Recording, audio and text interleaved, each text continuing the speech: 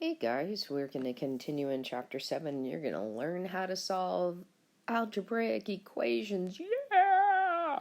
It's going to be so exciting. We're going to start off kind of slow, and we'll get a little bit more complicated as the lessons go on. But today we're going to talk about how do I solve an equation that has addition going on in it, and how do I solve an equation that has subtraction going on in it. Okay?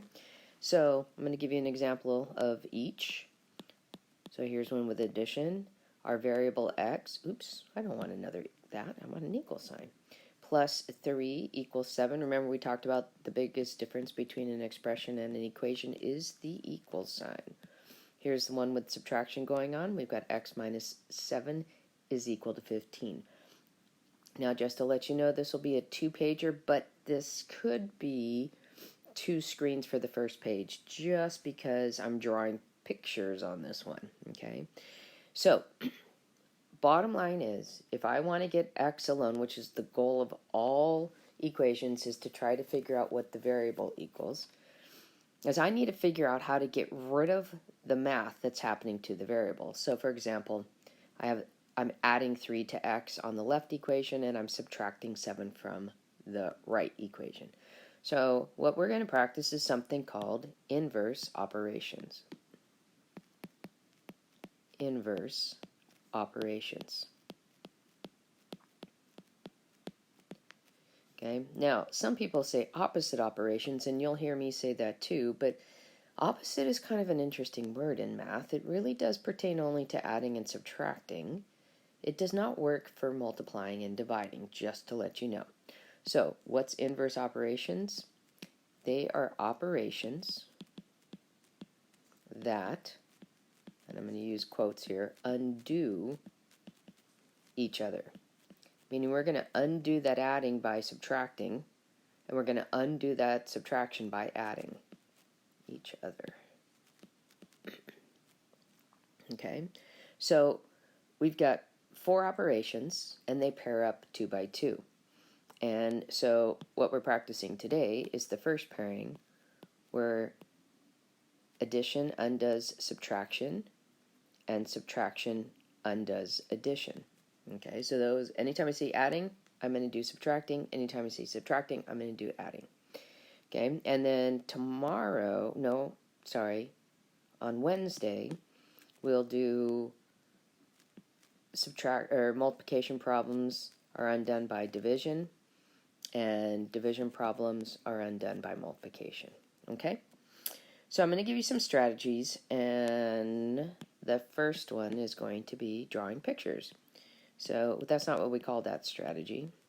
So this is strategies to solve equations, and we're going to focus specifically on equations that have adding or subtracting in them. Now, the kinds of equations we are doing, and this is something I know I'm going to fight you all on, are simple. In fact, a lot of times you could probably just guess the answer, just like what we were practicing in the video on Friday, and you practiced in class today. But the reality is that what you're learning now is a process. How do I get the x alone?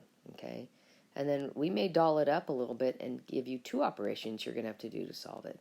When you get into next year, they're going to throw in variables on both sides and parentheses, and so there's a lot of steps that have to happen. Okay, so what's our first method?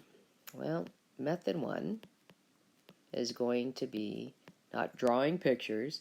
It's called use models. And I'm sure you guys did a lot of model practicing in your elementary classes. So we're going to go ahead and take that x plus 3 equals 7, and we're going to use models to help us. Now, I'm going to use some pictures, okay?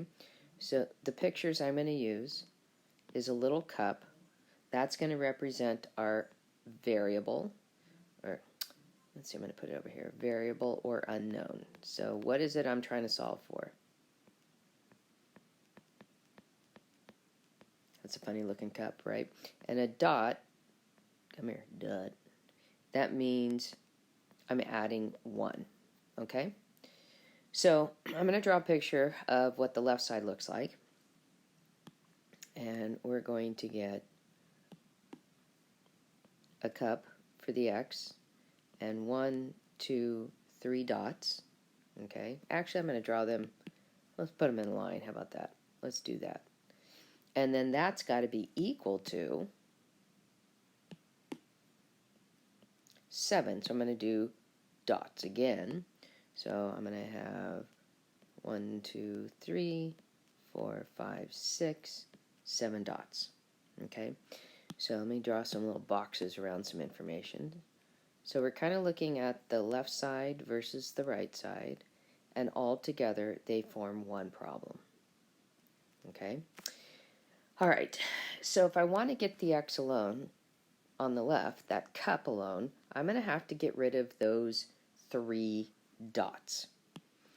Okay, so I'm going to go ahead and I'm going to take away those 3 dots. Well, if I take away the 3 on the left side of the equation, I got to do the same exact thing on the right side. Otherwise, what I have is something that isn't balanced. So this is me, and I'm going to take away the same number of dots from both sides. In other words, all I want is the cup or the variable to be on the left. Okay, so what do we have left? Let's draw out my picture frame. And we've got this part equals this part. And lo and behold, all we got on the left is that lonely cup. Nothing there. But what's left on the right? Well, there's 1, 2, 3, 4 dots left. So what I did is when I took 3 away from each side, we get x equals 4. And that would be my solution. Okay, so let's try that other guy. Let's do that x minus 7 plus 15. Okay, now we're going to add something different. Remember, we had purple was a +1. We're going to add over here that if I have a little red dot, that means -1. Okay, so this one is a little bit weird in the picture. So I'm going to draw it, and then I'll put my frames around it. So x is a cup. And then I have 7 red dots. 1, 2, 3, 4, 5, 6, 7 red dots. But on the other side, I'm going to have 15 purple dots because it's positive 15. So 1, 2, 3, 4, 5, 6, 7, 8, 9, 10, 11, 12, 13, 14, 15. Now I'm going to put my frames in so I can keep my left side separate from my right side. Okay. Now, here's our problem. This isn't working out for us, right? And here's the reason why it's not working out. In the last problem, I had the same colored dots. I had, well, isn't that funny? I said purple, and then I changed the color on it. So let's go ahead and make those all purple. Silly me. Purple, purple, purple, purple, purple, purple, purple, purple. Okay. So how can I pair this up? Okay. Now, basically, if I want to get rid of those 7 red dots that mean -7 or -7, I need to pair it with a positive. Remember what you get when you pair a +1 and a -1? This is what we call a 0 pair. Because a +1 and a -1, they're opposites, so they're going to give me 0. This is called the inverse property of addition. If I add opposites, I get 0. So I'm going to go ahead and add 1, 2, 3, 4, 5, 6, 7 positives. Now, because I did it to the left side of the equation, I have to do the same thing to the right side. So 1, 2, 3, 4, 5, 6, 7. Now, all of these are 0. So 0, 0, 0, 0, 0, 0. And guess what I'm left with? Oops, I forgot to do something here. My outer box. Let's get that guy in here. And what I'm left with is the cup. Okay, that's all that's on that side. And on the other side, I now have a whole slew of purple dots. Oh my gosh, I gotta draw them out again. So I had 1, 2, 3, 4, 5, and I had that 2 more times. 2, 3, 4, 5. 1, 2, 3, 4, 5. So that represents the original 18 or 17. Hello, English. 15. So let me change my color slightly, and I'm going to add 1, 2, 3, 4, 5, 6, 7 dots. Oh my goodness. So here's my little box, my big box here, frame around the whole thing, and then my interpretation is x is equal to 5, 10, 15, 20, 22. Okay? Oh my gosh. I could do that, but guess what? Whew, this is going to take silly forever. So let me just write another little picture over here of when I pair the purple and the red. That's called 0 pair. They equal 0. They're opposites. The answer is 0. Okay, on and on and on. So I'm going to do the second example, but it's going to go on the next screen. So in this example, or this method, it's like, you know what?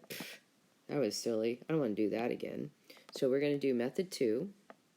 Let's see here. Method 2. And this one is called use inverse operations. Now this is the way I expect you to do it. And I know you're saying, well, we should be able to do it any way we feel like. Yeah, but I got to get you ready for what you're going to be doing next year. I know you're thinking, well, it's this year. Why do we have to do it?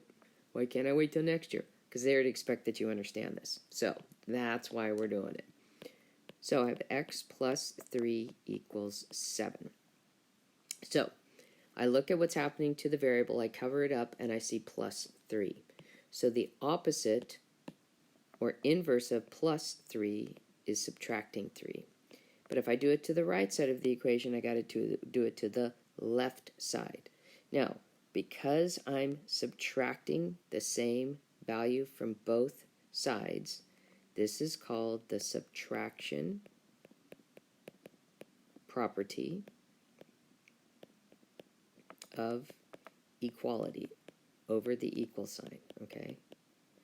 So when I do the math, look what happens. That's a 0. I'm left with x equals, and 7 take away 3 is 4. Now the cool news is I can check my math.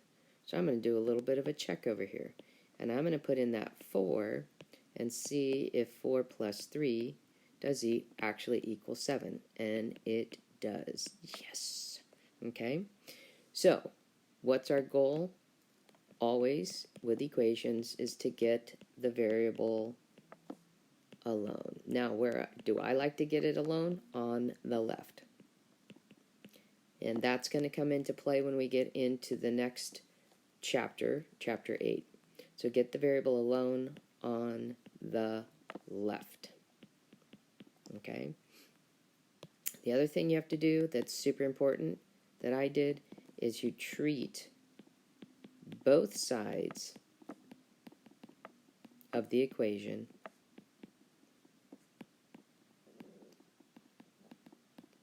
the same. Now this is where I see problems. Where I see is people do work on the right side but not on the left side, but miraculously the plus 3 just disappears. Okay? So that is something you guys have to trust me on, okay? And then when I have 3 and negative 3 and positive 3, they are called opposites. And that's the whole point when we're doing adding and subtracting equations, is to find the opposite pairs. Their sum equals 0. Okay? All right, let's let's try that other one where we had the subtraction. I put that plus again. What's my problem. Okay, so x minus 7 equals 15. So what we need to do is to think about what is the opposite of subtracting 7, and that would be adding 7. I want to create those opposites so that I can get my math done. Now, because I added the same thing to both sides, change this a little bit, this is called the addition property of equality.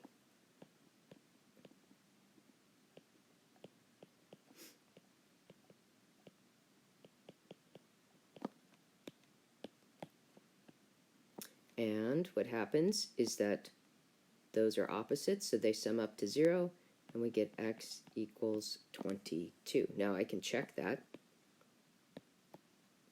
and I substitute in 22 for the x, and I do the math. And I see if I get something that's true. 22 take away 7 is 15, and 15 equals 15. So that says, yep, x equals 22, just like on the other question, x equals 4. Okay, we're going to switch to the next page, and I will title it again, sorry about that. Oh, I keep hitting something, that's weird. So I have lesson 7-2 and lesson 7-3 using addition, or solving equations, sorry. And I'm going to abbreviate on this side.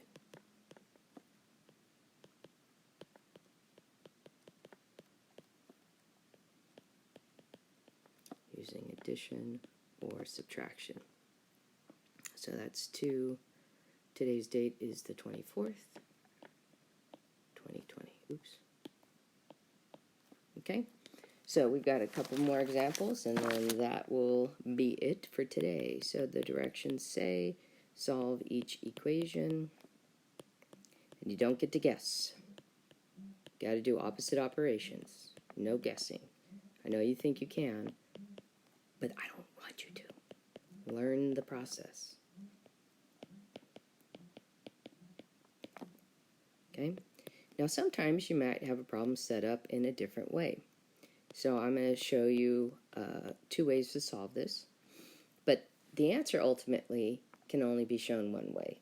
Okay? So find your variable. I see it over on the right side this time.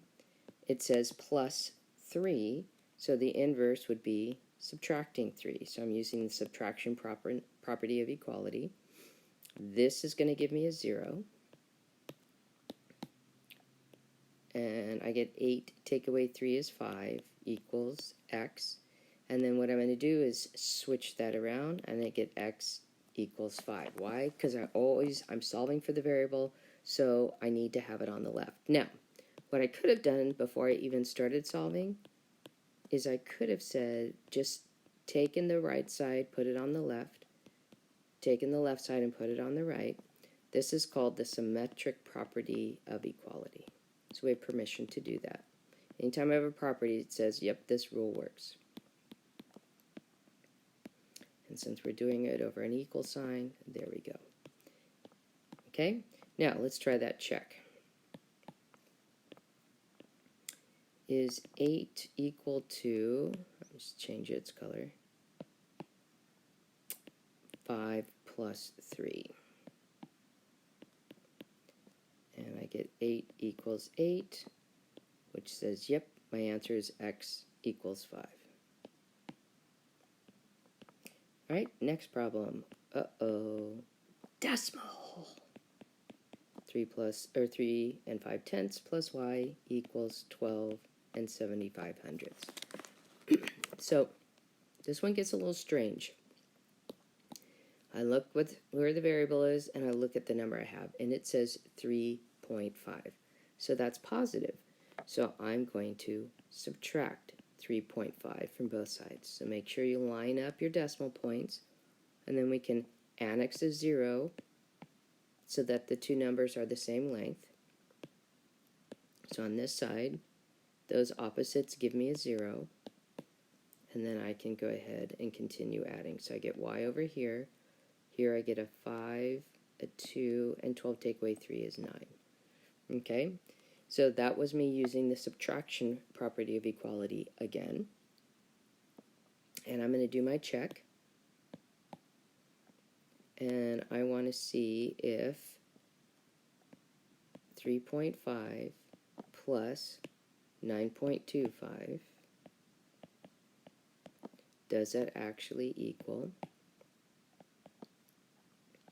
12.75? And I'm going to just bring this, bring them over here. And I get 5, 7, 12, and yep, it matches. So that confirms that y equals 9.25.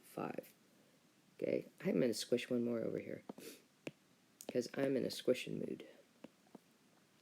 So I have x plus 1/3 equals 5/6. Okay, so I see plus going on. So in order to get the variable alone, I'm going to do the opposite of adding. I'm going to subtract. So I'm going to subtract 1/3 from both sides. Now I've got a bit of a problem over here. Let's deal with the right side first. I've got the 5/6. I'm going to write him again.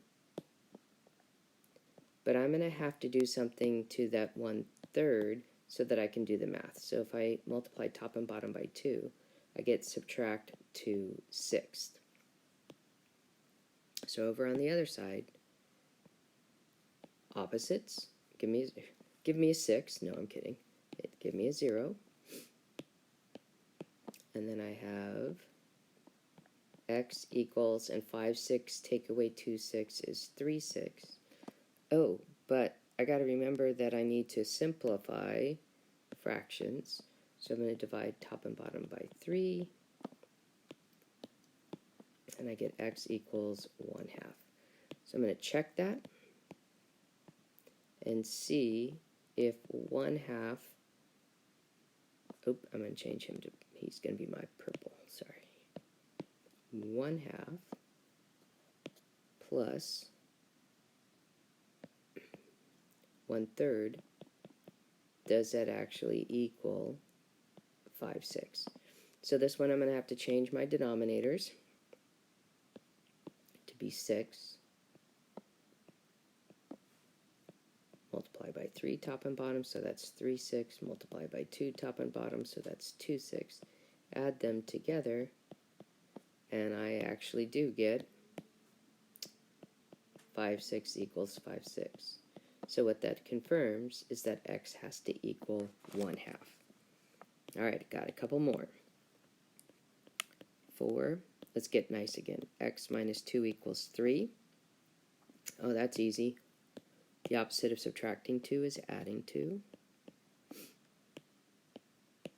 And that's going to give me a 0.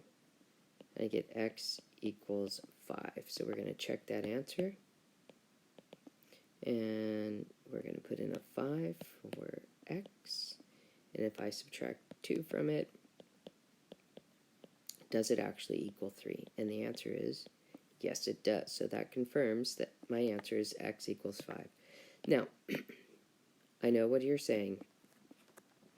Do I really have to check this?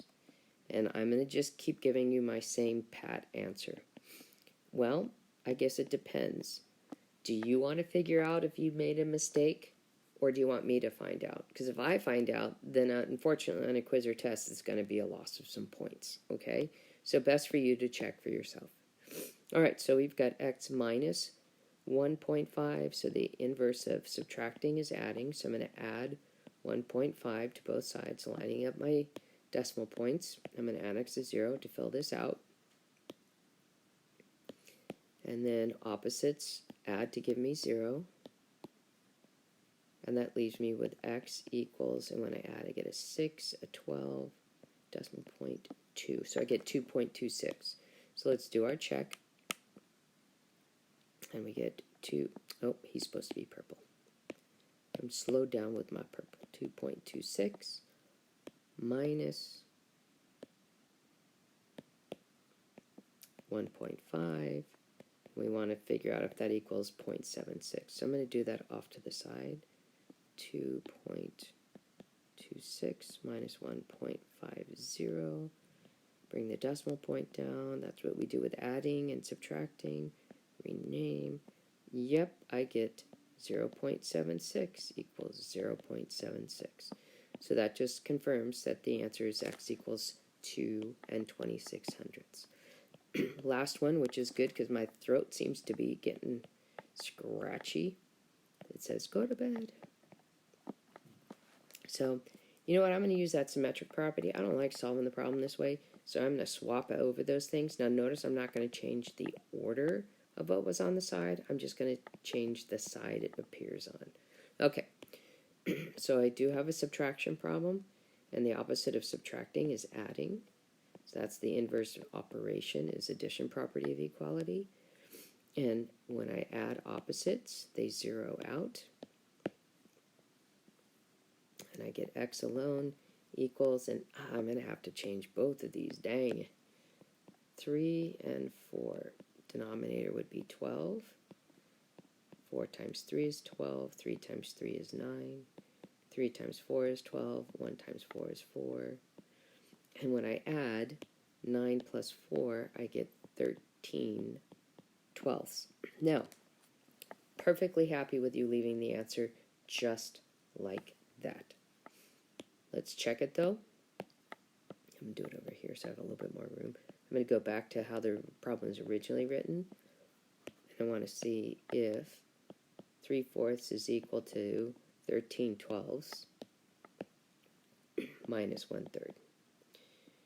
So again, we're going to have to change 1/3 to have a denominator of 12. Sorry, so I don't multiply by that. Dink. Try that again. 3 times 4 is 12. So 1 times 4. So now that problem looks like 3/4 is equal to 13 twelfths minus 4 twelfths. And 13 take away 4 is 9. And I have 9 twelfths, but I can reduce by dividing by 3, and I get 3/4 equals 3/4. So that's just confirmation that x equals 13 twelfths. And if you really need to, you can convert it to 1 and 1/12. All right, that's it. Sorry for so long, guys, but we actually covered parts of 2 chapters in one lesson. All right, we'll see you tomorrow. Bye.